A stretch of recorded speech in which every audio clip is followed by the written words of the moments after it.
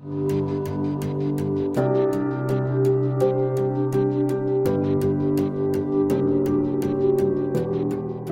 quieren venir, que vengan, les presentaremos batalla.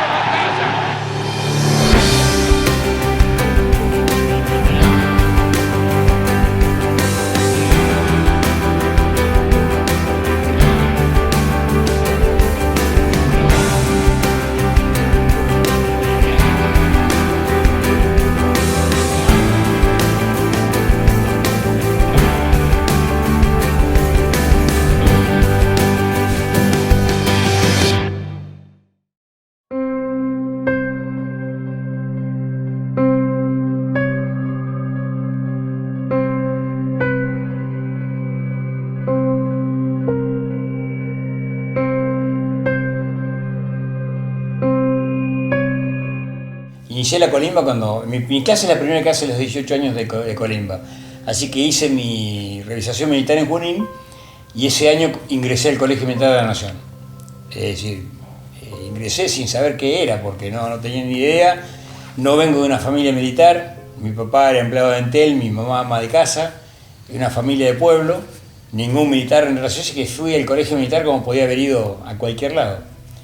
Y en el año 80, luego de los 4 años que duraba la carrera en ese momento, fui destinado a Córdoba a un grupo de artillería paracaidista con el grado de subteniente y con la especialidad de artillería. El año 81, bueno, hicimos un año normal de capacitación de soldados del viejo régimen de servicio militar obligatorio, y en el 82 estábamos haciendo lo mismo cuando aparece el tema Malvinas, ¿no? Yo era un estudiante de Ciencias Económicas y había pedido prórroga, me tocaba hacer el servicio militar en aquel momento en Junín. Pedí prórroga y llegó el momento que se me terminó la prórroga. En el año 80 se me terminó la prórroga. En el año 81 tuve que hacer el servicio militar, como cualquier soldado. Y fin de diciembre me dieron la baja, o me dejaron salir libre, digamos, de vuelta de civil.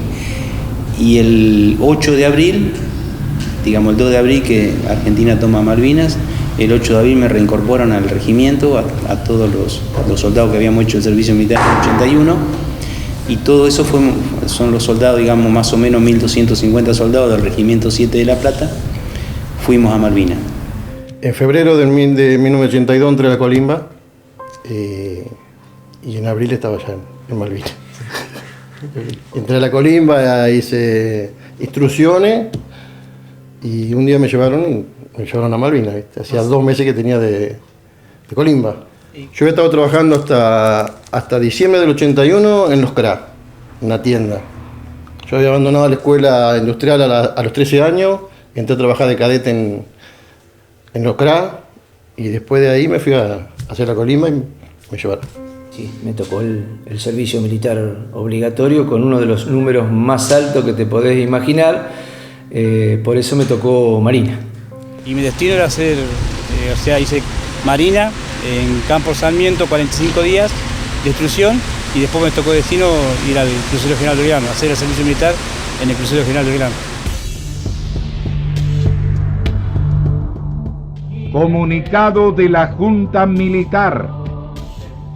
La Junta Militar, como órgano supremo del Estado, comunica al pueblo de la nación argentina que hoy la República, por intermedio de sus Fuerzas Armadas, mediante la concreción exitosa de una operación conjunta, ha recuperado las Islas Malvinas, Georgias y Sandwich del Sur para el patrimonio nacional. Ese 2 de abril me acuerdo que me levanté a desayunar y bueno, nos enteramos por la radio. ¿Y qué sentiste en ese momento? Más allá de que no sabías de que vos ibas a participar. No, claro, creo que lo que sintió y lo que expuso toda la gente en la Plaza de Mayo, en todo lo demás, ¿no? Había un gobierno militar que estaba a punto de irse, que estaba hackeado por todos lados, y sin embargo apareció una causa común, una causa única, que creo que son de las pocas causas que son únicas en la Argentina y que unen a todos sin distinción de ideología. Y eso, bueno, uno lo primero que pensó es dar un apoyo total, ¿no? Independientemente después de lo que pasó, ¿no?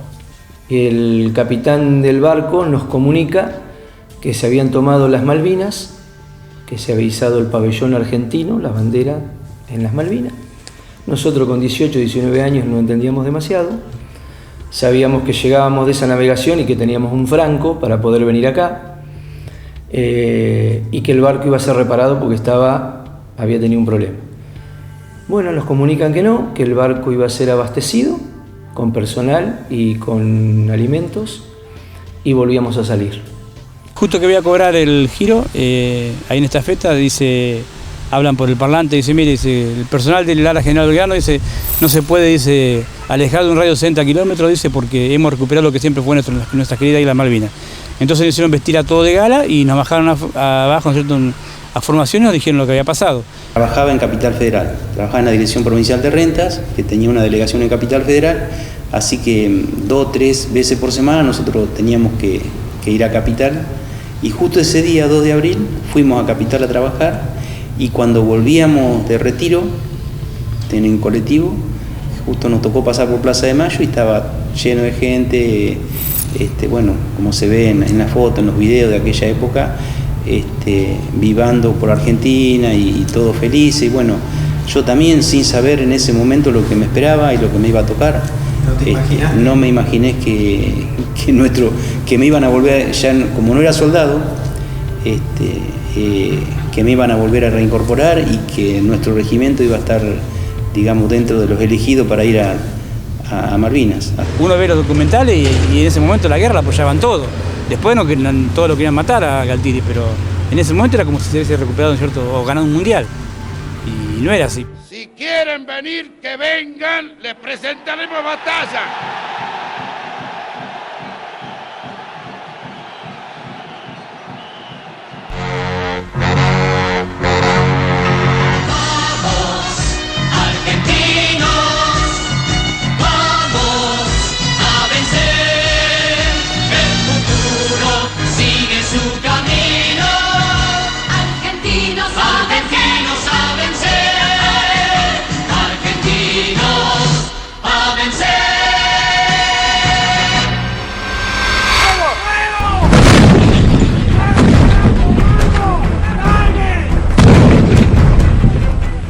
Tuve la oportunidad de ser el primer bragadense que se acercó a las islas después de haber sido tomadas.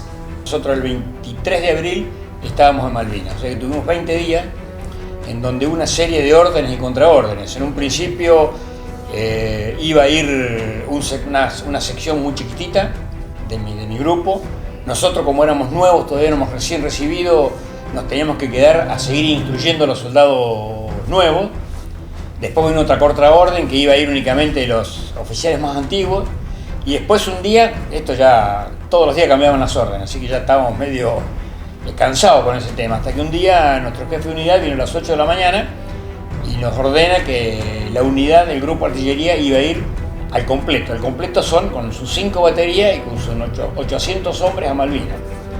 O sea que a las 8 de la mañana nos impartieron esa orden, estuvimos todo el día armando los roles de combate, equipando a los soldados, preparándonos nosotros. Y ese día a las 10 de la noche nos llevaron al aeropuerto de Pajas Blancas a Córdoba, y de ahí, Comodoro, Malvinas. Ese fue el paso casi sin transición, ¿no? Yo tuve muchos compañeros de mi batallón que llegaron el 2 de abril. El día que se tomó la Malvinas, llegaron el 2 de abril. La mayoría, menos 3 soldados y 3 sargentos que teníamos equipo de radio. Yo era chofer de camión, un equipo de radio. Éramos 3 camiones, 3 soldados y 3 sargentos que nos llevaron después. Nosotros fuimos en avión, fuimos en Hércules, en avión Hércules. Los compañeros míos venían en barco ya. El 8 de abril fue la policía a mi casa y no es que me llevaron, pero me intimaron, vamos a decir, a presentarme lo antes posible. Así que ese mismo día, lamentando mucho y con mi familia, preparamos mis cosas, un bolsito con algunas cosas, y me fui al regimiento. Así que yo fui hasta Puerto Deseado, ahí logré recién comunicarme con mis padres. En esa época vos pedías la llamada telefónica, palanquita, y se conectaba todo a mano. Logré comunicarme con mi familia diciendo que estaba yendo a Malvinas, no sabían nada, ¿no? Y después ese barco en definitiva no se envía vía marítima porque ya había submarinos nucleares en zona, así que descargamos todo el material y con aviones Hércules de la Fuerza Aérea pasamos con todo el equipamiento a Malvinas, cuando ya estaba la gente en Malvinas hacía unos cuantos días, ¿no? Nosotros llegamos el 26 de abril con un avión Hércules. Nosotros fuimos de Bahía Blanca en camión a Comodoro Rivadavia, y de Comodoro Rivadavia nos cruzaron a Malvinas en avión. Nos subieron de noche, y en el avión Hércules adentro es todo hueco, ¿viste? Los asientos son así de tiras que están en los costados. Nos sentamos ahí con el oficial que iba conmigo, el sargento, y nos quedamos ahí sentados, y lo que sentíamos los ruidos del avión, adentro, que como era todo hueco, ¿viste? Y en un momento, cuando me quedé dormido, no sé, después cuando ya me desperté estaba allá, ya habíamos aterrizado allá. Bueno, allá cuando bajamos había un cura, nos daban un crucifijo, estaban los camiones con los tanques con chocolate que te daban cuando llegaba y eso, y esperamos que nos armaran, que bajaran el camión, que armaran la radio, y ahí nos mandaron ya, ahora tuvimos que ir nosotros. Nos levantaron, nos subieron arriba de un camión, viajamos, no sabíamos dónde íbamos, ya te digo, aparecimos en el Palomar, en Campo de Mayo, nos subieron arriba del avión, aparecimos en Trelew, en Río Gallego, en el aeropuerto de Río Gallego. Ahí cuando bajamos había un movimiento impresionante de aviones, de soldados, de todo, que iban, que venían, y ahí nos enterábamos que íbamos a Malvinas. Así que del mismo aeropuerto de Río Gallego pude llamar por teléfono. Yo me había llevado plata, me acuerdo, y con moneda llamábamos por teléfono, le avisé a mi familia que nos llevaban a Malvinas. ¿Cómo fue ese contacto con tu familia avisándole? En realidad le avisé a un vecino, porque mi familia no tenía teléfono. En aquel entonces, viste, no había teléfono, o sea, era de teléfono público, y no todas las familias tenían teléfono fijo. Así que llamé a un vecino, le avisé que estábamos en Río Gallego, que nos llevaban a Malvinas, y bueno, y fue el último contacto, vamos a decir, personal que yo tuve. Después de ahí, hasta que no volví de vuelta, que volvimos de vuelta en junio, fines de junio de Malvinas, nunca más pude hablar ni nada con mi familia, a pesar de que nos escribíamos cartas y qué sé yo, pero bueno, no llegaban. El 14 a la mañana ya nos llevaron a todos, y ahí ya nos ubicamos digamos, bajamos en el aeropuerto en el puerto argentino, en Malvinas, y de ahí caminando nos llevaron al destino que teníamos nosotros, que era Monte Ken, Monte London y Monte Las Dos Hermanas. ¿Y vos cómo te enteraste de la guerra de Malvinas? ¿A través de los diarios? ¿Por movimientos que había ahí adentro? No, nos enteramos cuando estábamos allá. Nosotros fuimos, o sea, los tres que fuimos también en 3 aviones distintos, porque como no entraba el avión, el camión con la radio no entraban adentro del avión, iban llevando de a una. Se desarmaba, se bajaba lo que era el equipo de radio de arriba del camión, se subía al camión y la radio, que la radio era una cosa grande, no era una radio. Y bueno, y así íbamos, cada suboficial, sargento en este caso, y el soldado, y el camión con la radio iban en un avión, o sea que fuimos 3 aviones. Cuando llegamos allá, fuimos a 3 lugares distintos, estábamos todos separados ahí, de los 6 que habíamos ido último. Y bueno, y nosotros nos enteramos cuando llegamos allá, dónde estábamos, ¿no? ¿Y qué sentías en ese momento cuando te dijeron vas a ir a Malvinas? Y una alegría, creo que todo el mundo estaba convencido de la causa, y tal vez en ese momento nadie esperaba que eso iba a terminar en una guerra, ¿no?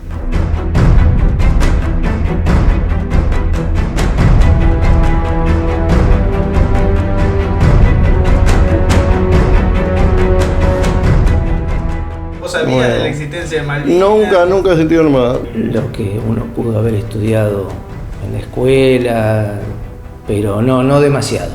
No demasiado. ¿Cuánto fue lo máximo que se acercaron a Malvinas?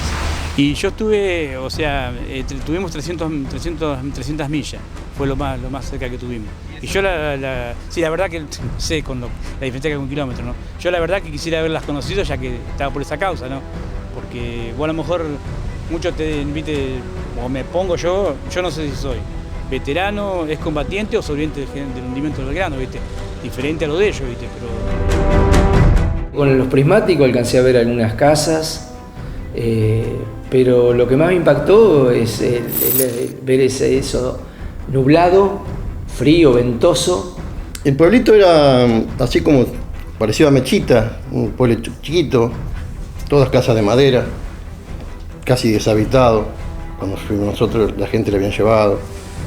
No había gente. No había gente, había muy poco, había gente en el correo, había un almacén que tenía gente. Había una casa cerca donde estábamos nosotros que decía aquí vive una mujer argentina, nos había puesto en el portón. Y después a la gente de la ciudad le habían sacado toda. ¿A dónde la habían llevado? No sé, cuando nosotros llegamos ya estaba vacía prácticamente la ciudad. Por lo menos en Puerto Argentino la gente tenía prohibido tomar contacto con la población civil, ¿no?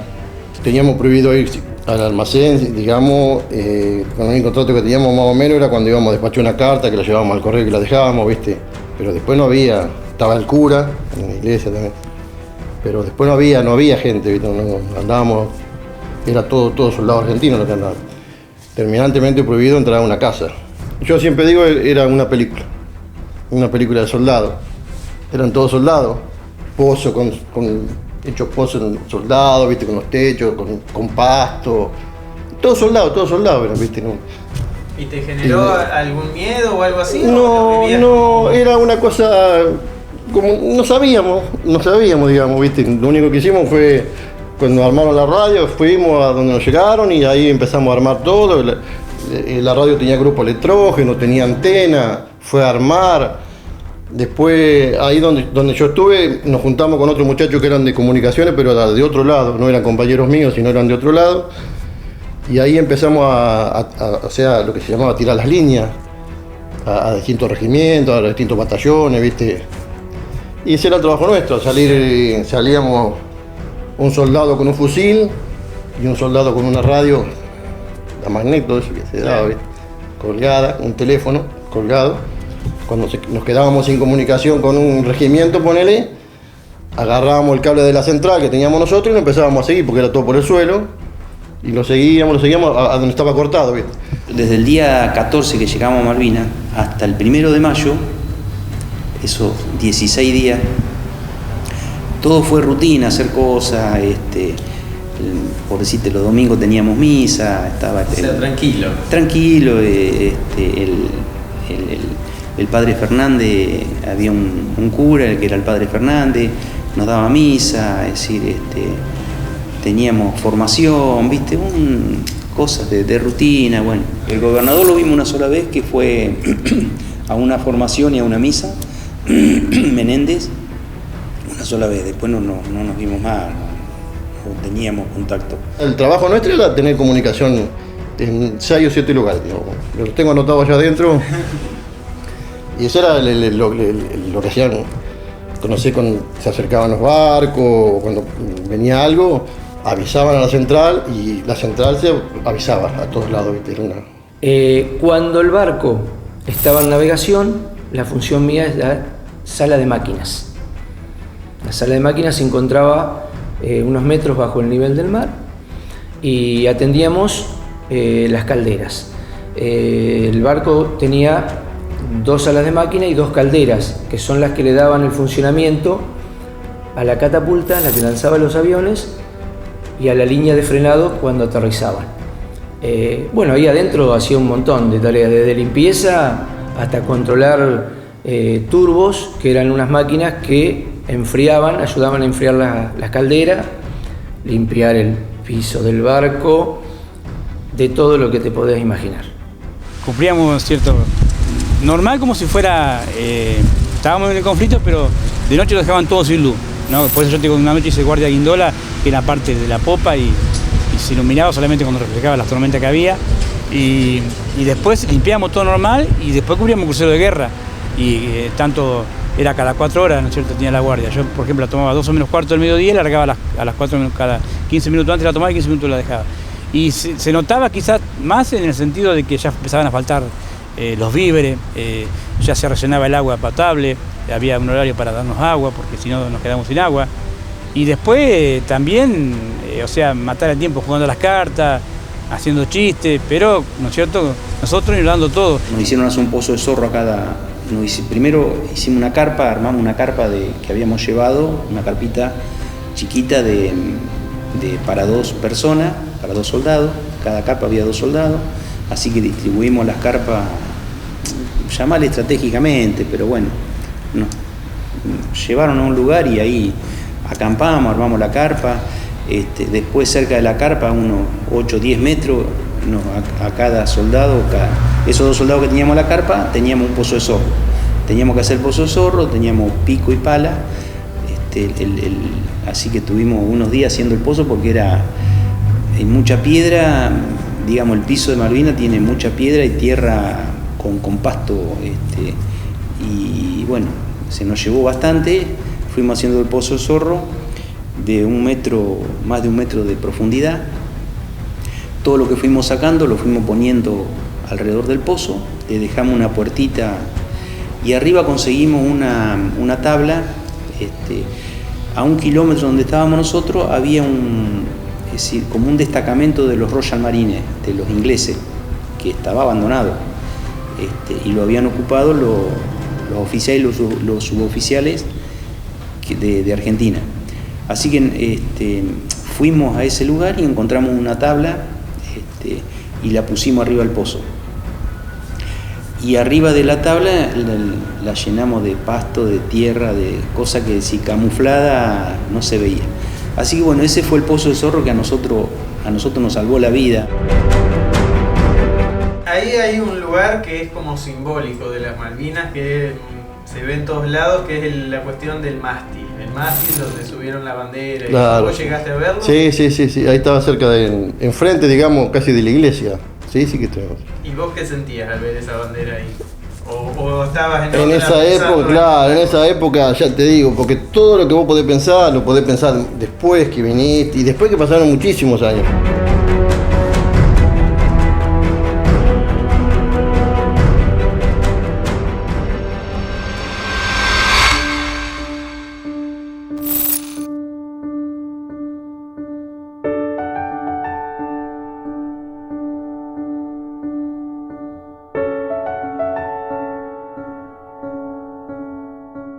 Toda mi vida lo había visto en revistas, en televisión.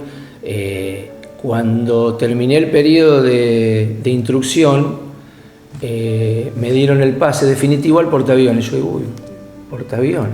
Digo, bueno. Cuando me encontré con semejante nave, no lo podía creer. A ver, te estoy hablando de algo de más de 200 metros de largo, siempre hablando desde la cubierta de vuelo. Yo te estoy hablando desde acá hasta acá. Algo más de 200 metros de largo por 60 de ancho y otros 60 de altura. Más lo que tenía para abajo, que no recuerdo en estos momentos cuánto era. Y bueno, el barco se dividía en cubiertas, de la cubierta de vuelo para abajo, en diferentes cubiertas, hasta que llegaba hacia el fondo, donde estaba la sala de máquinas, la línea de eje y el piso propiamente dicho del buque, que son unos lugares donde uno iba que hacía el control de averías. Bueno, tenía que llegar hasta todos esos lugares. Hasta el último rinconcito vos tenías que llegar y ver de que no hubiese ninguna avería, nada, ningún problema para que el buque estuviese en condiciones de poder salir. Pero sí, era monstruoso.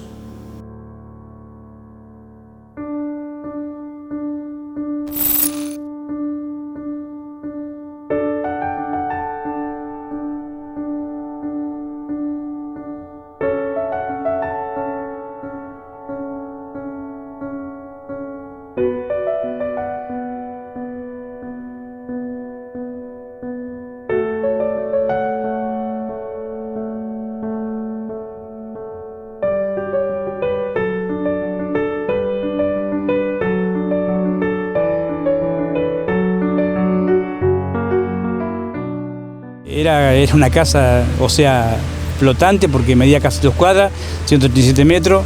La verdad que tenía de todo, inclusive hasta operaron a un muchacho que sabía de la apendicitis, ¿no es cierto?, en pleno conflicto.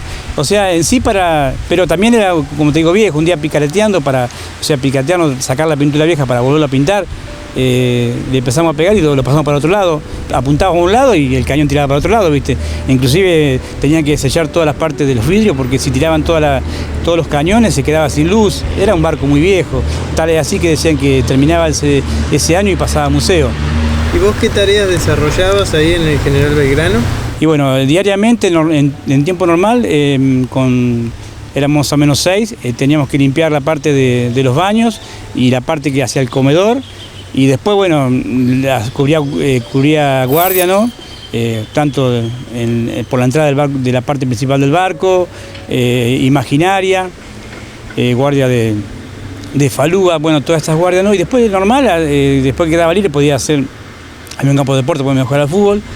Y después, ya en el conflicto, yo era proveedor y extractor de las vainas y proveedor de los cañones.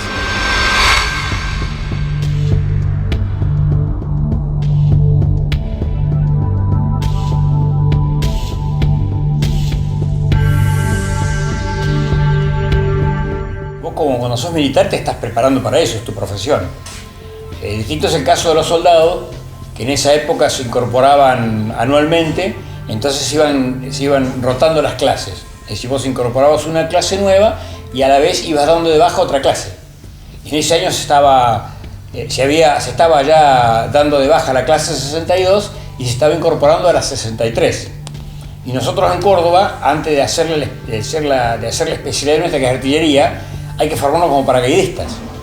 O sea que el conflicto de Malvinas nos tomó con parte de la clase 62 incorporada, la clase vieja, que ya se estaba yendo de baja, y con la 63 incorporándose.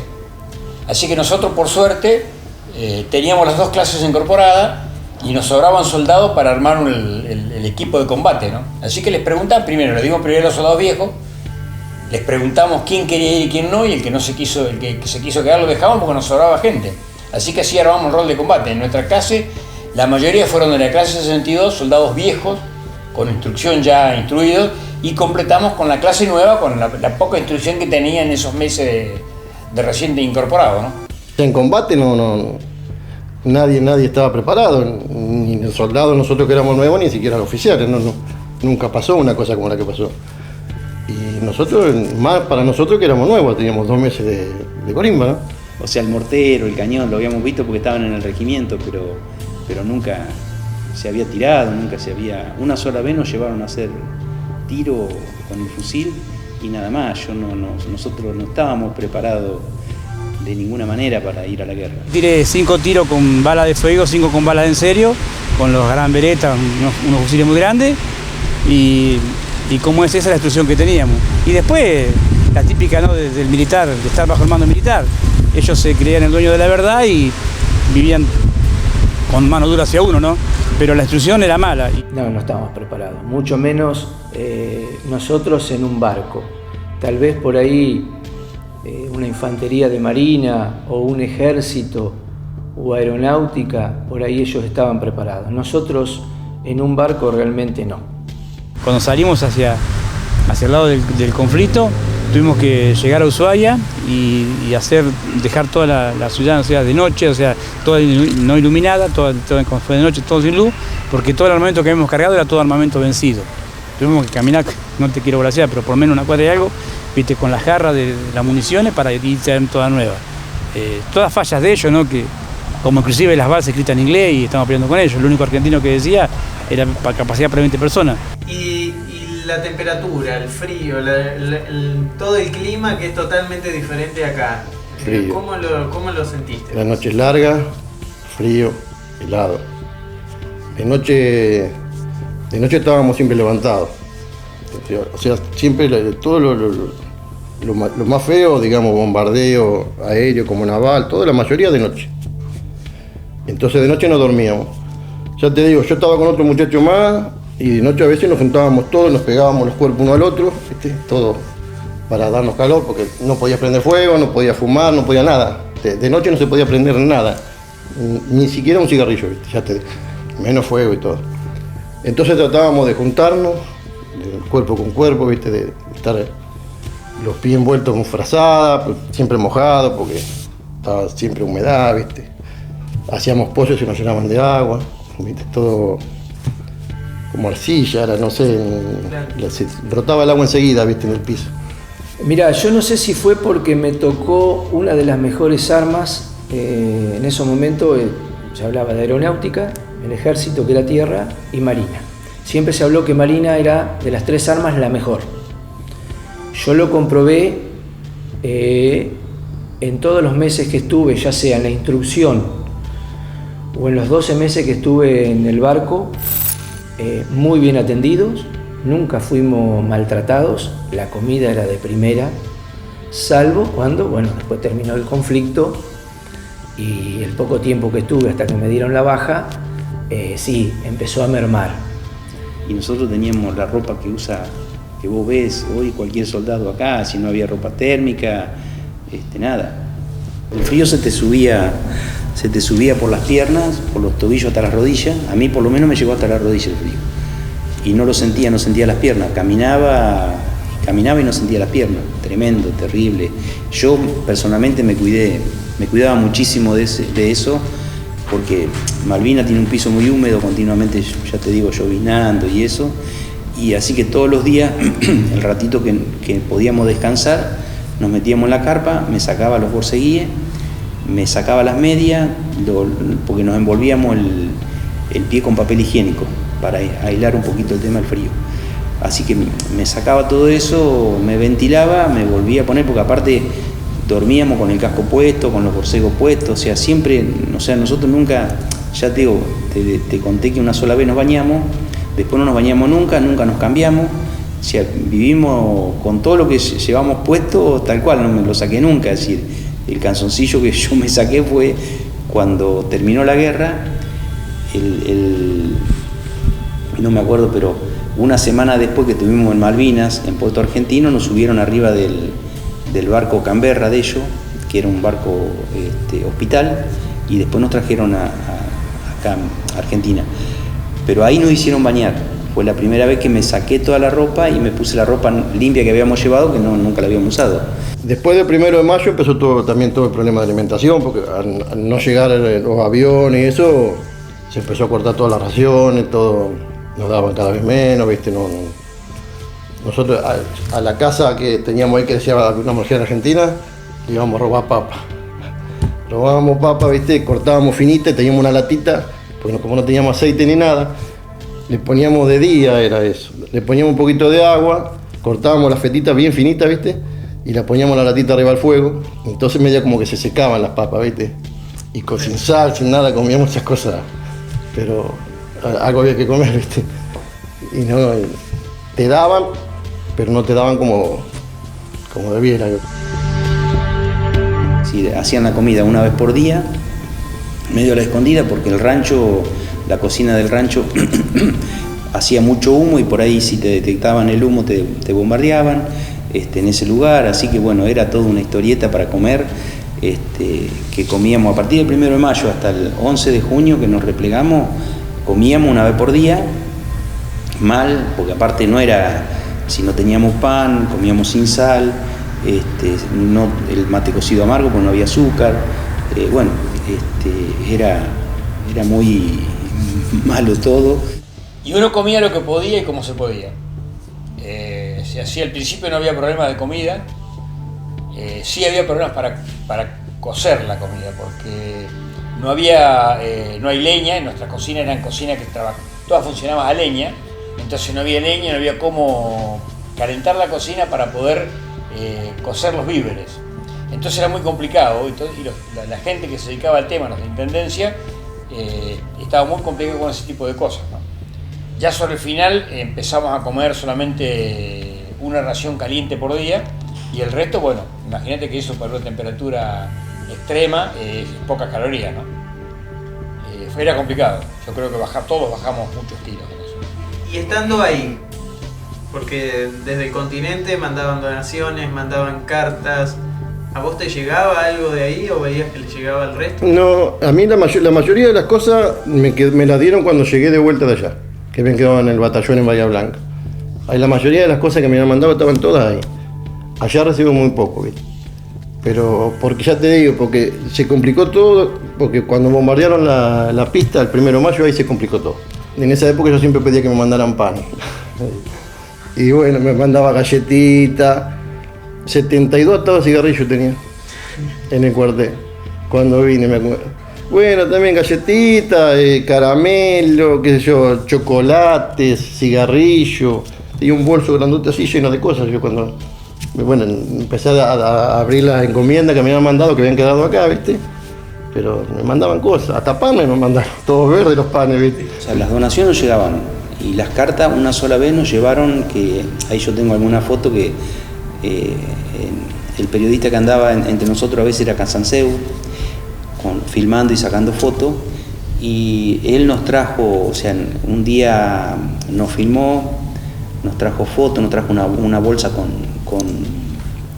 con cartas y nos hicieron formar, nos hicieron leer las cartas, nos sacaban fotos para mandarla a Argentina, para decir los soldados están bien, O sea, están no era tranquilos. tanto para ustedes, sino para mostrar. Exacto, mostrar que los soldados estábamos bien, que teníamos tiempo de leer una carta, de sentarnos, decir, o sea, nada que ver.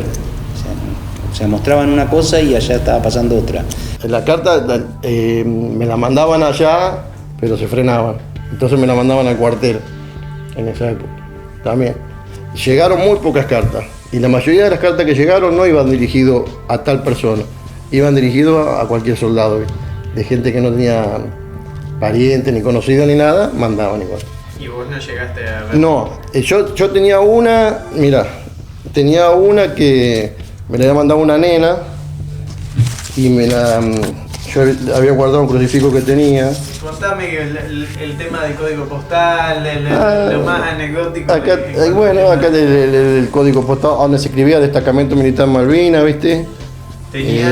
Habían hecho un código postal. Claro, código 9409. ¿Y estas cartas, quién te las envió? Bueno, ahí cada uno tiene el remitente, ¿viste? Muchos amigos.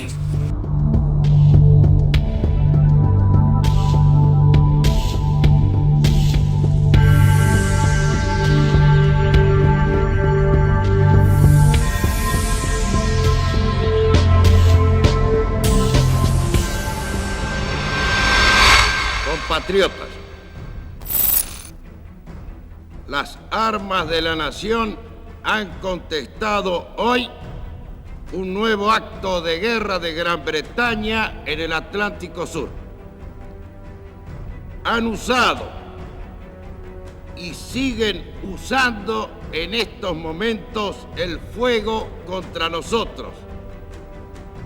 Y le hemos respondido y responderemos con el fuego, y esa será siempre nuestra respuesta si el enemigo intenta convertir nuevamente en colonia la tierra argentina. ¡Fuego! ¡Fuego!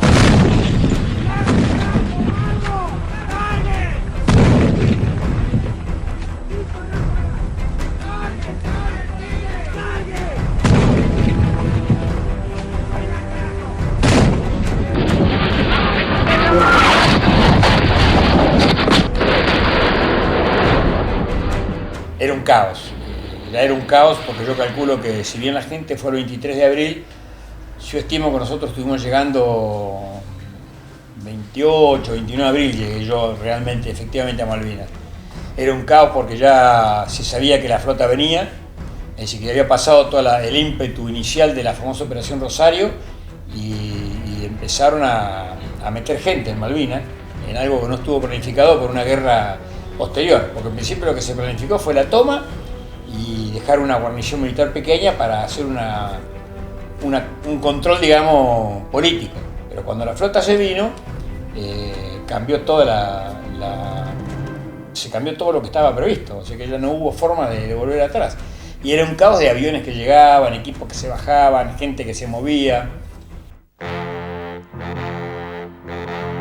ATC, Argentina Televisora Color, juntamente con los canales 9, 11 y 13, para toda la República Argentina, presentan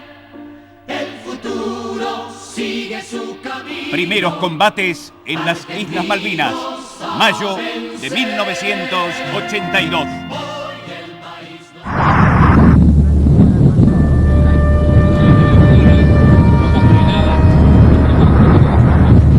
Cambió la vida el 1 de mayo, cuando empezaron a gritar alerta roja, alerta roja, alerta roja.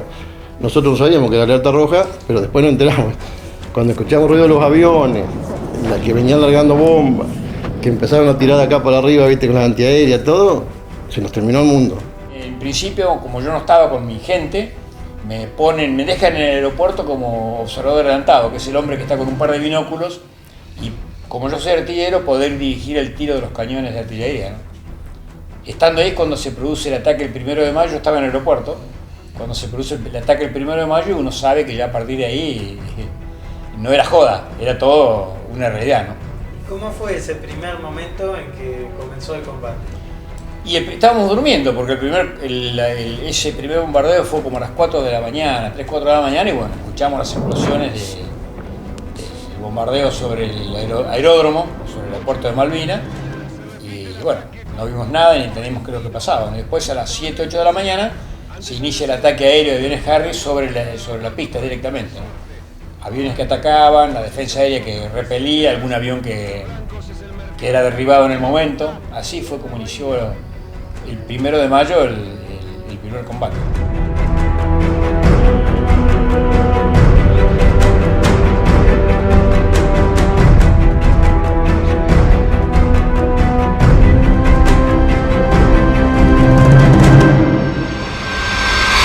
El gobierno de la República Argentina, ampliando lo informado por el Estado Mayor Conjunto, en su comunicado número 15, hace saber, primero, que a las 17 horas del día 2 de mayo, el crucero Ara General Belgrano fue atacado y hundido por un submarino británico. La dotación del buque es de 1.042 hombres. Se están llevando a cabo operaciones de rescate de sobrevivientes.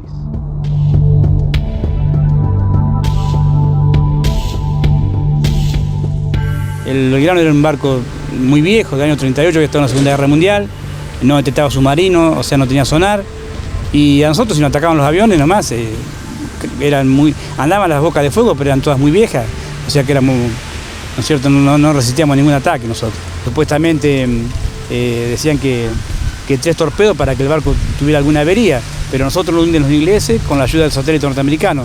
Sabía ese barco era norteamericano, se fue comprado en el año del gobierno de Perón y sabía dónde tenía que pegarle. Tal es así que el primero le sacó casi 15-20 metros de proa y el segundo lo partió al medio.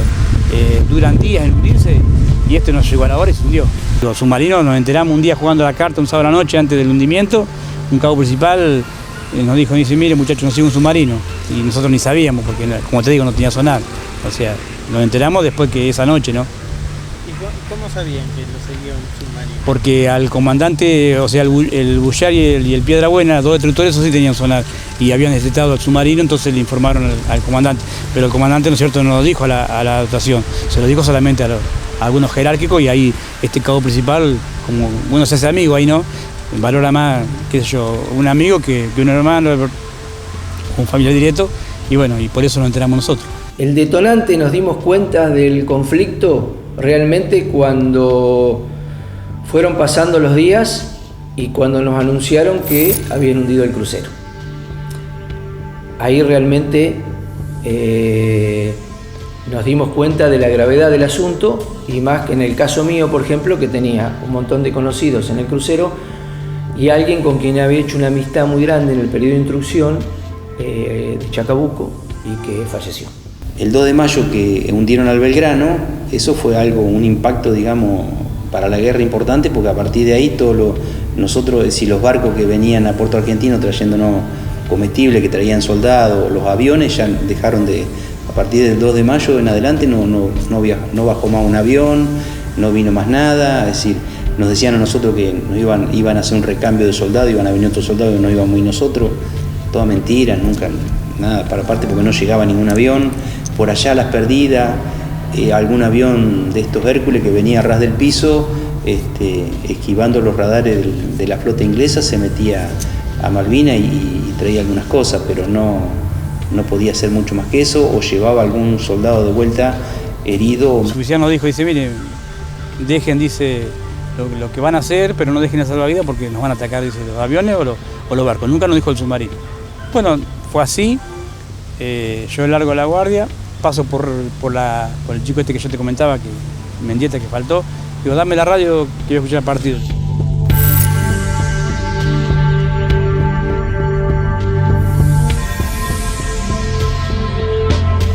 Porque paso por rancho, le digo, Camada, ¿me prestás el jarro? No, dice, se lo tengo que dar Marcelo. Dice, que larga la guardia de agua. Dice, no te enojes. No, le digo, tal y así que ese chico, bueno, entró en el torpedo para ahí, el muchacho que yo te digo, Marcelo Romero, bueno, faltó ahí nomás. Entonces yo iba a Sollado mío, buscar el jarro mío, tampoco contaba el cuento porque hay justo en ese momento que se hacía a las 4 de la tarde que fue el hundimiento, me iba a agarrar ahí abajo. Entonces agarré y me estoy por ir para cubierta. Cuando voy para cubierta principal, hay un sacudón fuerte, ¿no? Y al ratito una explosión tremenda. Y habrán pasado 2 minutos y lo mismo, otro sacudón y otra explosión. Bueno, empezamos un griterío tremendo, no sabíamos qué pasaba. Se iba prendiendo fuego todo adentro. Y entonces estaban en el puente de comando con un megáfono. Dice, mire, dice, dentro del mal que estén, dice, quédense tranquilos, fuimos torpedeados. Bueno, ahí, la verdad, como te digo, yo ya 19 años, porque lo cumplía en junio. Ya había casi 19 años, lloraban, ¿no es cierto?, porque no sabíamos dónde estábamos parados. Yo me desmayaba, me volvía a parar, me fui quemando un poco el poco pelo colimba que tenía, me lo pagué como pude, me iba esquivando bultos, ¿viste? No sé si gente muerta o gente que estaba también inconsciente como estaba yo. En un momento me quedo boca abajo y se me pone la cara de mi mamá y dije, me voy, mamá, y ahí nomás me quedé desmayado. Y justo, bueno, como te digo, andaban los de control de avería, que son como si fueran por el barco, y justo el teniente Ochoa anda con una linterna, me da vuelta, me sopapea, me ve que yo respiraba, y me dice, vamos, levántese que usted no tiene nada. Ya teníamos, designada, ¿no es cierto?, la balsa, yo tenía designada la balsa con el tiro, ya estaba, son esos caparazones blancos, un gancho hidrostático que la infla, y la misma presión del agua la infla, ¿no? Y bueno, hasta ahí todo bien. Viene un guardia marina, me dice, perdón, un teniente me dice, tíreme esto cuando yo llego abajo. Era la frazada no blanca con el ancla así y la pistola 45. Entonces nos tiramos con una soga gruesa que o sea, al espesor de un codo de vereda, ¿no es cierto?, de la línea de flotación del barco. Que si yo calculo que lo hago y me quemo las manos en ese momento ni la sentía. Bueno, hasta ahí todo bien, pero como yo te digo, yo no sabía nadar y le tenía miedo al agua. Y le sigo teniendo, y la respeto mucho el agua. Y yo, claro, la balsa estaba atada en verbo marinero a un cabo, pero no era que vos la tenías acá, para acá, me movía para todos lados, tenía que agarrar y realmente tirarte y caer, ¿no es cierto? Y empezaron ahí de la división mía, que dormía en la división donde yo dormía, que era la misma balsa, dice, Arrigón y largate, y entonces el guardia marina dice, Arrigón y largate, lo dejamos. Cuando yo me voy a tirar, ¿no es cierto?, la balsa que se me va. Yo no sé hacer la vida. Yo ya me iba para adelante, ¿viste cuando te vas con el cuerpo adelante? Y si me caía, me chupaba, a veces no salía más. Y bueno, ¿qué hace el barco? Hace así, para la banda de babor. O sea que fue la mano de Dios que me tiró. Del vaivén del viento venía la soga, la agarré, una ola me hizo sopa, menos me quería tirar. Entonces el guardia marina dice, la Arrigón y largo solo lo dejamos. Dice, contamos 3, dice, y ya tenía la navaja en la mano, la cortaba. Cuando dijo 2 me tiré, caí en el medio de la balsa, me abracé con un tal Ledema, que con él le compartimos así la limpieza y todo. El oficial dice, querido, ¿no te quedas tirar? No, le digo, yo no sé nadar, le digo, y casi me había quedado al agua. Y dice, bueno, pero acá te ibas con nosotros, con el barco.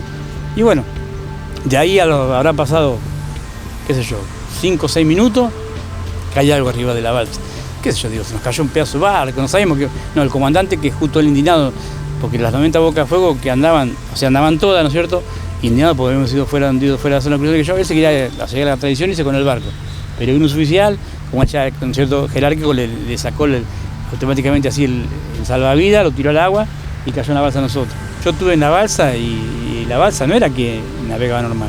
Se levantaba 8 o 9 metros para arriba, si se daba vuelta nos contábamos el cuento, nos orinábamos encima, nos secábamos encima cuando calor, continuamente vomitando lo que comíamos y darle gracias a Dios, ¿no es cierto?, que en todo momento estuvo al lado de nosotros, porque de muchas balsas se dieron vuelta, muchas se pincharon, muchos murieron congelados.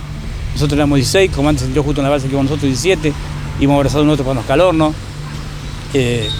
pero siempre te digo lo mismo, Dios en todo momento, ¿viste? O sea, de una forma u otra fui conociendo de a poco, ¿viste? Y si alguno formaba pánico, había que dormir en una piña, no para que no... Pero el comandante a nosotros nos hacía cantar y nos iba dando puntaje. Yo terminé hablando con él, que le digo, mire, digo, en un momento se agarra, le digo, agárreme de acá, señor, ¿no? Dice, acá tratame de Chase, acá somos todos iguales, acá no hay jerarquía. En ese momento vos te acordás lo que no hiciste. Y vos muchas veces que yo decís, bueno, mejor estar muerto y solucionar, ¿no es cierto?, las cosas, y no, vos en ese momento ves esa agua sucia, porque no es tan azul como era horrible esa agua, ¿viste? Oscura, verde, negra, de todos colores tenía, por las cosas que hicimos, ¿no es cierto? Ahí, y vos querés vivir, querés sacar ganas donde sea para vivir, ¿no? Para salir de ahí, ¿no es cierto?, de eso. Yo entré al agua a las 5 menos 20 del domingo y a las 5 menos cuarto de la madrugada del martes recién nos rescataron.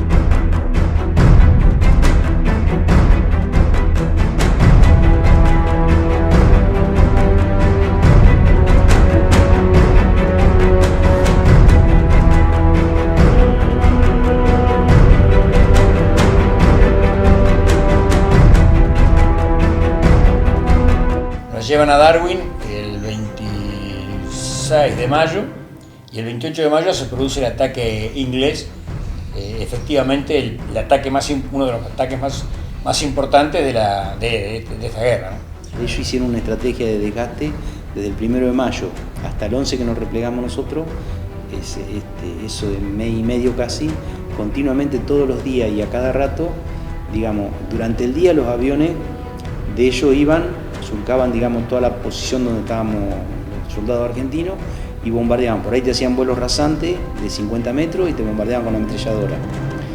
Por ahí pasaban a 50, 100, 200 metros de altura y te tiraban una bomba. Con lo cual continuamente estábamos preparados para entrar en combate y sin poder descansar, sin comer. Nosotros teníamos una sirena, en el sector nuestro había una sirena que te anunciaba la alerta.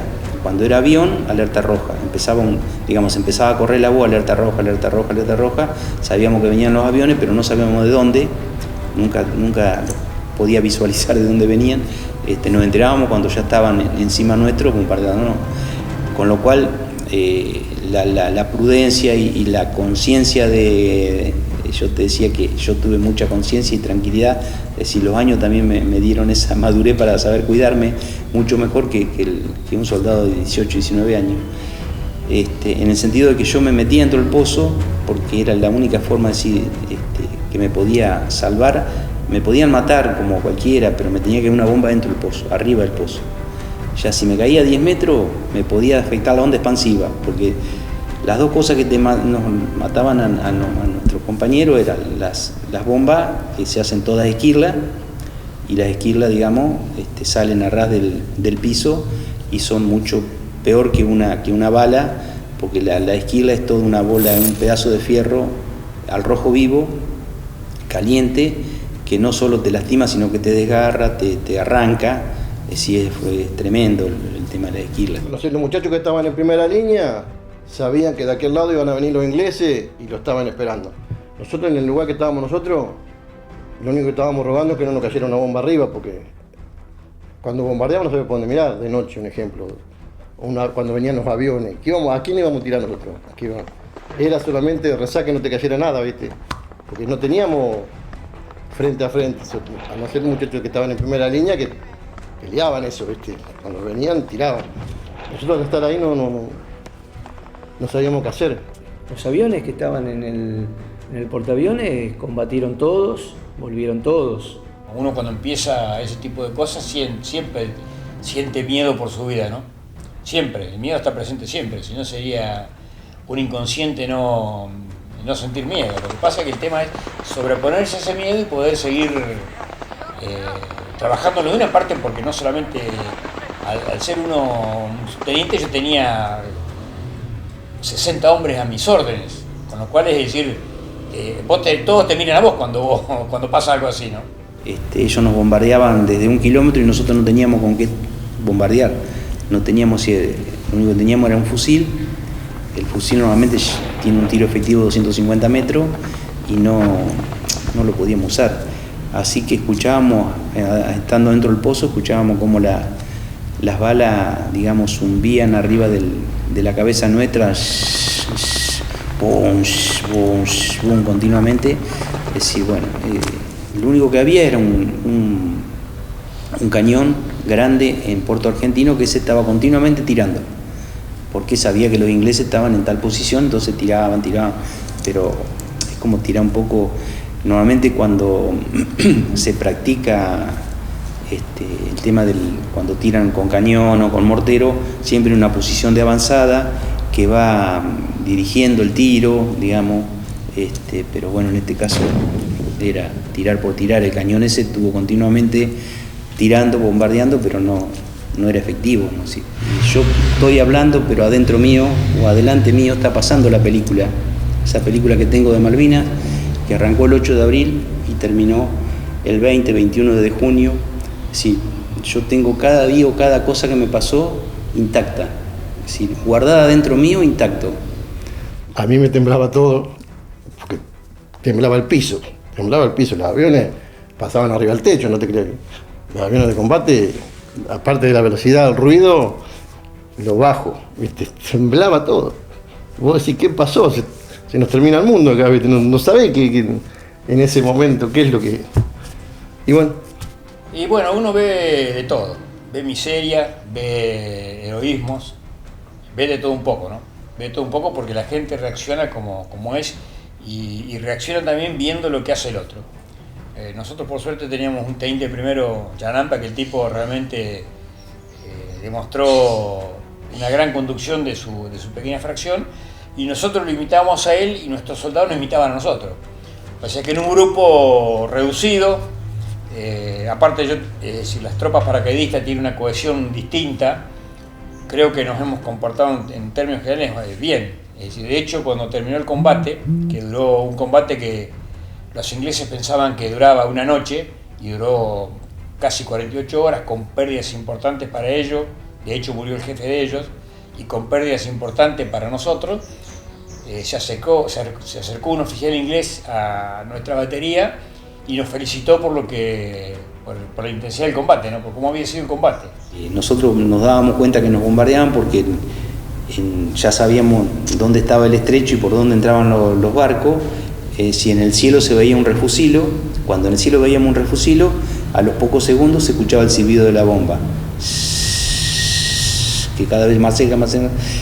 Por suerte lo más cerca que nos cayó fue en la posición nuestra, 50 metros. Nunca nos cayó más cerca que eso. Pero eso era toda la noche. Ellos hacían como un abanico, o sea, empezaban desde una punta a tirar y iban tirando en forma de abanico, con lo cual nosotros nos descansábamos, estábamos preparados para estar en combate, porque tampoco sabíamos si ellos iban a desembarcar con alguna balsa, con alguna cosa, ¿me entendés? Es decir, todo historieta que nos hacíamos en ese momento y que nos decían nuestro jefe lo que podía pasar y por qué teníamos que estar alerta y preparados. Y una noche estábamos en alerta gris, la mayoría de la noche estábamos en alerta gris, que bombardeaban los barcos. Y cada vez escuchábamos, porque yo siempre digo, como vos vas a ver una película de guerra que escuchás el boom, el silbido que cae, es tal cual, así, ¿viste? Escuchar cuando tiran, el silbido de la bomba y cuando cae. Y cada vez venía más cerca, escuchábamos nosotros, más cerca. Y cuando ya parecía que los teníamos al lado, que caían las bombas al lado, salimos corriendo, sin saber a dónde, porque como estaba todo oscuro, y uno gritó, un muchacho que estaba con nosotros, ¡ay, me dieron! Y nosotros pensábamos que estaba jugando, ¿viste? Y no lo veíamos casi prácticamente, porque era una oscuridad tremenda. Me dieron, y estaba tirado en el suelo. ¿A dónde? Acá, los gritos, ¿viste? Y le había entrado una esquirla acá atrás y no le había alcanzado a salir acá, le había quedado el cuero así, ¿viste? Acá. Así. Y me quemo, le quemaba, que es un pedazo como de hierro adentro, ¿viste? Me quemo. Y gritaba, ¿viste? Y era de noche, no podíamos hacer nada. Era una desesperación tremenda, porque si vos ibas a algún lado hasta corría el peligro de que un compañero tuyo te pegara un tiro también, porque allá tenía orden de tirar lo que se moviera, ¿viste? Y bueno, hacía los gritos hasta que amaneció, que lo vinieron a buscar, la Cruz Roja, y se lo llevaron. Si vos morías, la cortaba, te quedaba mitad el cadáver y mitad la llevabas vos para reconocerlo después, ¿viste? Ves que tiene cosas cortadas. Sí. Y se la llevaban todos.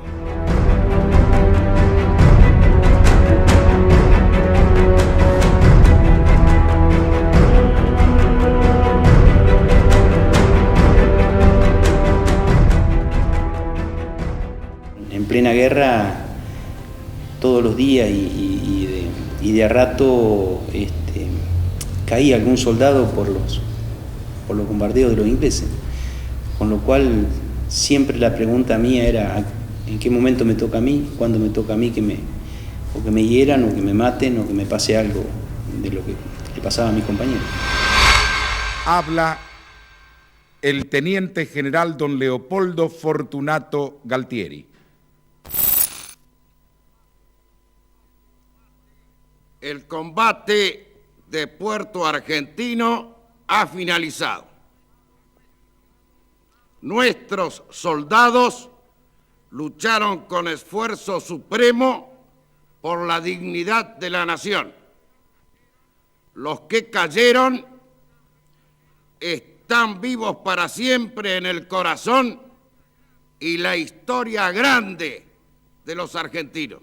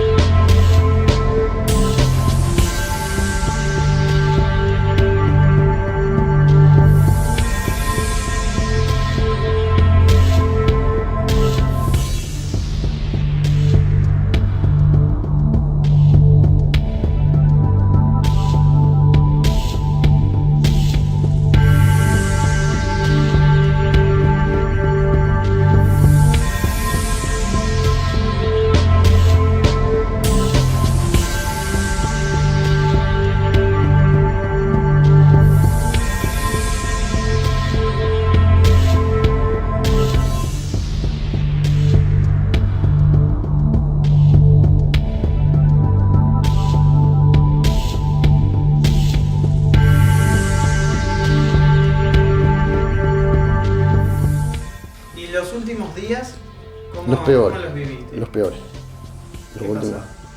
Y los últimos días cada vez se acercaban más. Ya se acercaban, ya los muchachos que estaban en primera línea ya empezaban a aparecer en la ciudad. Y el 13 de junio empezaron a bombardear y terminó de bombardeo al 14 continuo, cuando fue la rendición. Continuamente, no descansaron nunca.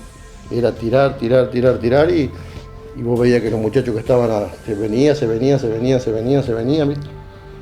Hasta que en una parte era como si vos fueras a Mechita y estuviese lleno de soldados a todos lados. Todo lleno de soldados. En la ciudad de Puerto Argentino. Hasta que en un momento no se escuchó más ruido.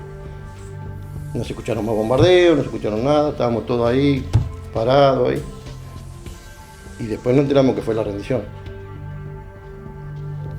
Y después de ahí, bueno, empezaron a venir helicópteros con cañones, todo, que iban plantando todo alrededor de la ciudad, así, ¿viste?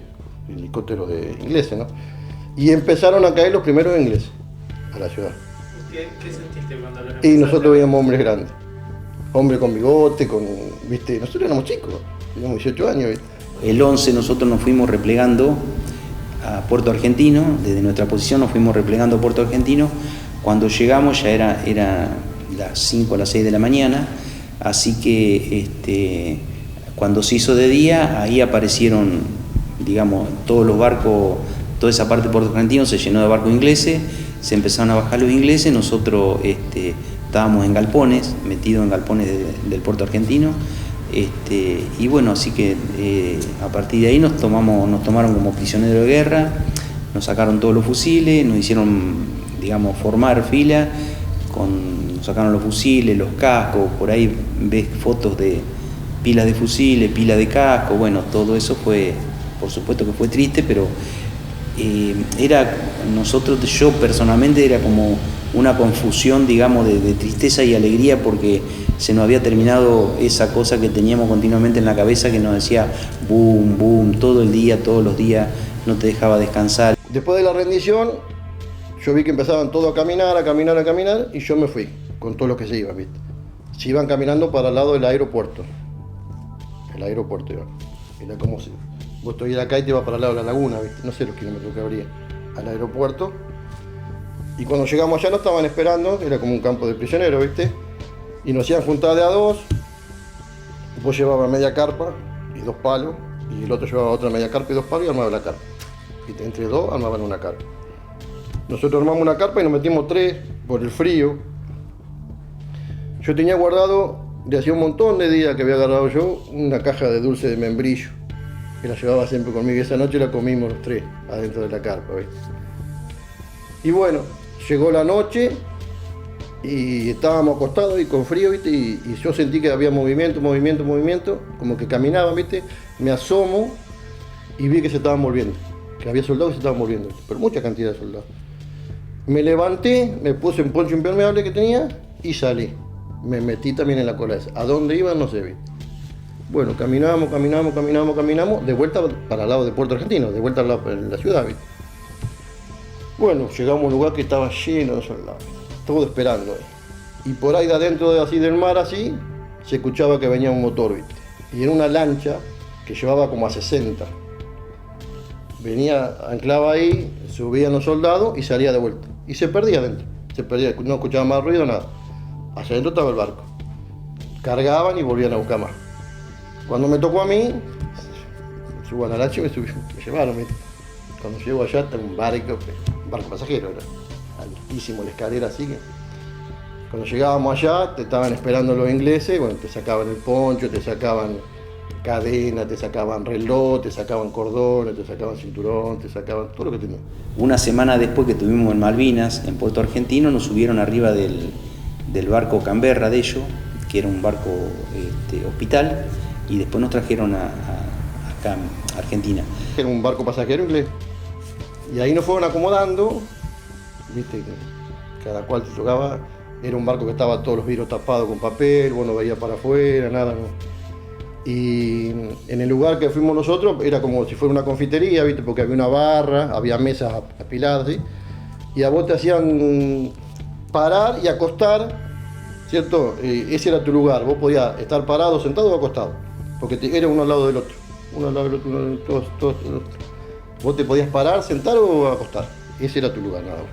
En la parte del barco. Y bueno, estábamos ahí, todos amontonados ahí, sentados, nos mirábamos uno con otro porque ni nos conocíamos, viste, todo así, todo, bueno. Hasta que en un momento nos vinieron a buscar, nos hicieron bañar, viste, al grupo ahí donde estábamos nosotros, nos vinieron a buscar. Le sacaba toda la ropa, calzoncillo largo, calzoncillo que tenía de día puesto, era una mugre tremenda. La dejaba al lado de la puerta, entraba, te bañaba con agua caliente y salía y te ponía la misma ropa, ¿viste? De vuelta. Y bueno, en el barco también te daban de comer, te llevaban al comedor. ¿El trato fue bueno? Muy bueno. Te daban la bandeja que vos comías y te dejaban un cigarrillo al lado. Entonces vos comías, te fumabas el cigarrillo y te llevaban. Y traían otro grupo, ¿viste? Y bueno, así tuvimos y hasta el 19 de junio que llegamos a Puerto Madre. Nosotros fue distinta y en otra oportunidad. Nosotros la rendición fue el 29 de mayo, justo el día del ejército. No fue el 14 de junio, pues yo combatí en Darwin. El 28 de mayo, luego de haber estado combatiendo 2 días seguidos y nosotros ya prácticamente sin munición de artillería, se produce esa noche un alto al fuego. Se hace un pacto entre los dos jefes militares, el argentino y el inglés, y el día siguiente se hace la rendición de Darwin. Fue una formación militar donde el jefe argentino le entrega el mando al inglés y se baja la bandera argentina y se sube la inglesa en Darwin. Esto estoy diciendo en mayo. Y a partir de ahí, bueno, la masa se empieza a enviar los soldados a través de San Carlos, que es donde desembarcan los ingleses, y ahí a Uruguay en un buque. Y de toda la gente dejan a 12 hombres en Malvinas. Quedan 4 pilotos de Pucará, 4 comandos y 4 paracaidistas, todos oficiales y suboficiales, con lo cual entre esos 4 paracaidistas estábamos todos nosotros, porque nos dejaron como rehenes a partir de ese momento hasta yo volví en julio entrado a Argentina, ¿no? Así que estuve casi más de 2 meses prisionero de los ingleses.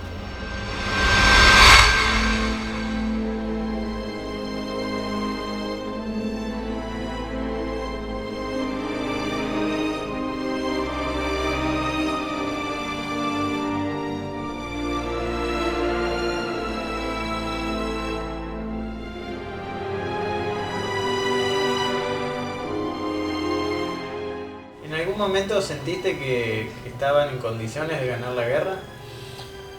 No, yo creo que nunca, porque uno más o menos militar y sabe cómo es el tema, ¿no? Es una isla y del momento que te rodean y no te dejan ni entrar ni salir, eso se iba a caer solo por propio peso.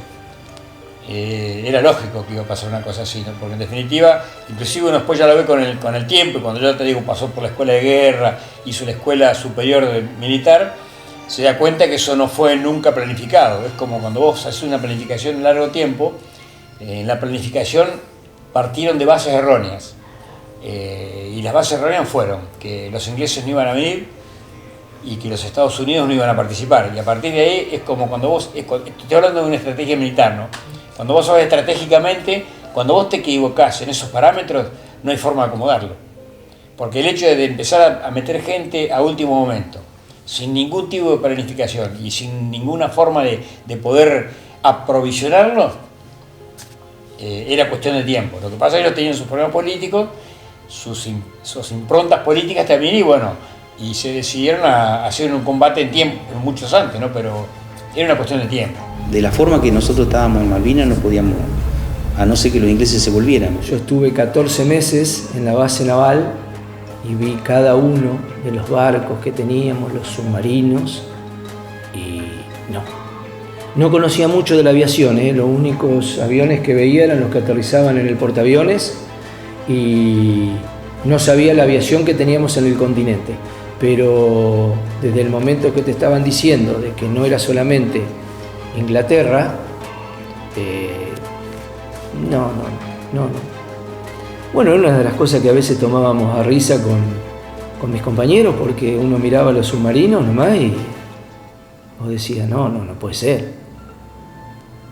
Qué sé yo, pensábamos todo lo mismo, de que a lo mejor no iban a venir. Pero estábamos hablando de una potencia mundial que vivió toda su vida en guerra.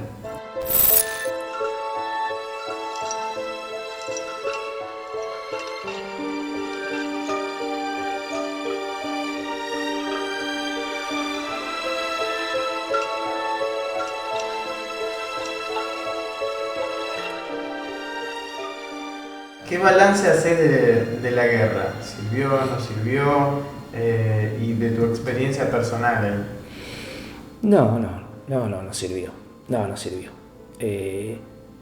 Yo tuve la suerte de que salió todo bien, de que volvimos sanos, porque si al portaaviones le llegaba a pasar lo que le pasó al crucero, yo no estaría acá o estaría mutilado. Siempre se habló de que para hundir un barco de semejante porte tenías que, la bomba tenía que ir o a la parte de proa o a la sala de máquinas. Yo estaba en la sala de máquinas, bajo el nivel del mar. Entonces digo, no, la experiencia, o sea, yo la pasé bien, la puedo contar, pero no, creo que fue un desastre. Fue una locura. Yo creo que se especuló con la frase que todos dicen, no van a venir. Yo supongo que se especuló con eso. Pero no, realmente no se lo deseo a nadie. Realmente no se lo deseo a nadie. Fue dos locos, tanto Galtieri como la Thatcher, que Dios los tenga arriba en un largue más, porque yo si tengo bronca son ellos dos, porque en el barco faltaron 323, ¿no? Y yo en Malvinas, para mí, 326, para mí fueron muchos más. pero nunca se va a saber eso. Me gustó, o sea, participarnos, quedar en la historia, ¿no? No quizá para mí, sino para mi familia, ¿no? Pero como te decía anteriormente, no, hoy es fácil decir, me siento orgulloso, pero yo no, porque yo fui obligado, si me hubiesen dado a elegir no iba. El que estuvo en Malvinas nos cambió la vida. O sea, va hacia 37 años y hace cuenta que fue ayer. Mucho eso es lo que pasó. Nos cambió la vida. Eso es lo que pasa. A todo. Uno a veces trata de evitar las cosas, ¿viste? De hablar o... ¿Por qué pasa esto? Todos los días. Vos te levantás, vas al baño, estás solo, ya está. ¿Viste? Yo siempre tengo el televisor prendido, la radio prendida. Siempre. No se va.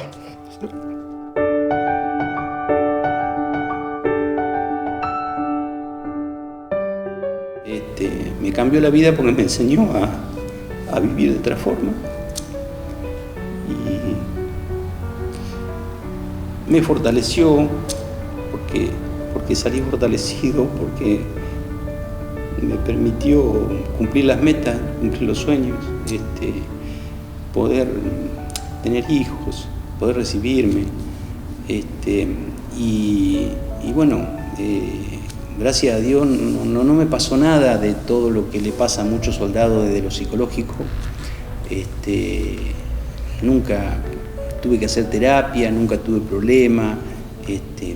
Vivo normalmente, soy una persona normal, pero eso que me cambió Malvinas es no solo que te hace más humano, sino que ese superar ciertos límites y de repente no saber si estás más cerca de la muerte que de la vida,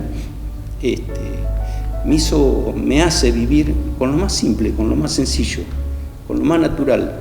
Es una cosa que viví todos los días. ¿Y qué es lo que más te vuelve? Todo. Un olor, un día nublado, una llovizna, todo a la cabeza, ¿viste? Recuerdo. Porque más allá de lo que te conté, pasamos muchísimas cosas malas, ¿viste? De haber visto cosas, qué sé yo,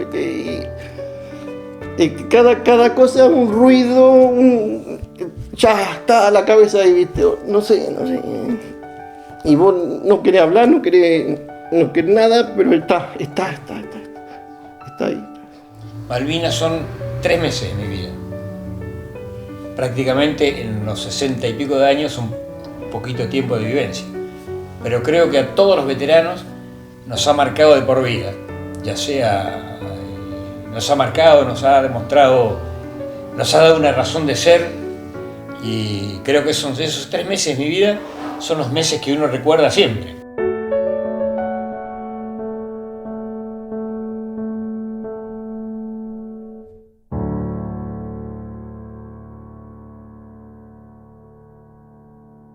Puede más la indiferencia de tu gente que la bala más voraz del enemigo. Me pregunto qué pasaba por la mente del infame que te estaqueaba en el frío. Te sacaron de lo hondo de la selva o de algún potrero ingenuo y olvidado. Te sacaron de tu casa y sin abrigo. Te largaron en el viento surhelado. Te entregaron armas que no conocías, que con suerte cada tanto funcionaban. En un hoyo que cavaste repetías las canciones que creías olvidadas. No sabías que era sentirte tan lejano, ni que el hambre se comiera tus entrañas. Solo estaba la mirada de un hermano, con la misma incertidumbre en la mirada. Por siempre serán héroes, por siempre serán héroes, por siempre nuestros héroes de Malvinas. Y por siempre serán héroes, por siempre serán héroes, por siempre nuestros héroes de Malvinas.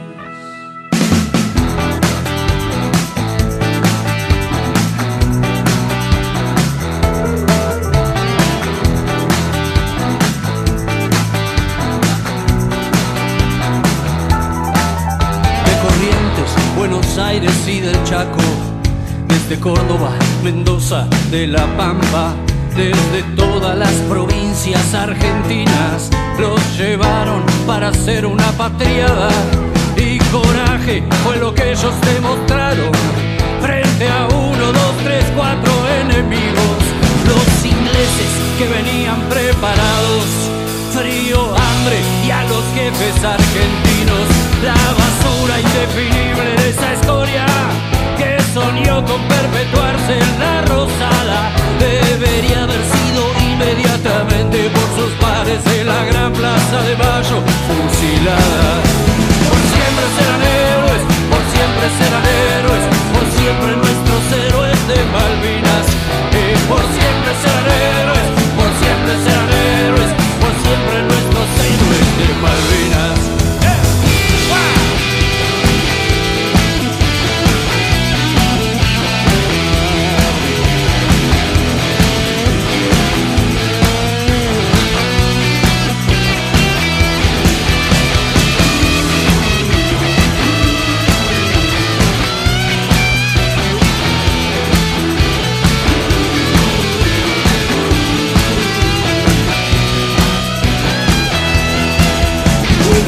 La indiferencia de tu gente que la bala más voraz del enemigo.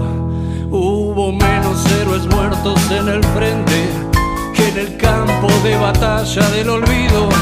Y allá quedarán eternos centinelas sin relevo, esperando que algún día, sin que corra sangre, vuelva la celeste y blanca a flamear sobre esas tierras argentinas. Por siempre serán héroes, por siempre serán héroes, por siempre nuestros héroes de Malvinas. Por siempre serán héroes, por siempre serán héroes, por siempre nuestros héroes de Malvinas. Por siempre serán héroes, por siempre serán héroes. Por siempre serán héroes, por siempre serán héroes.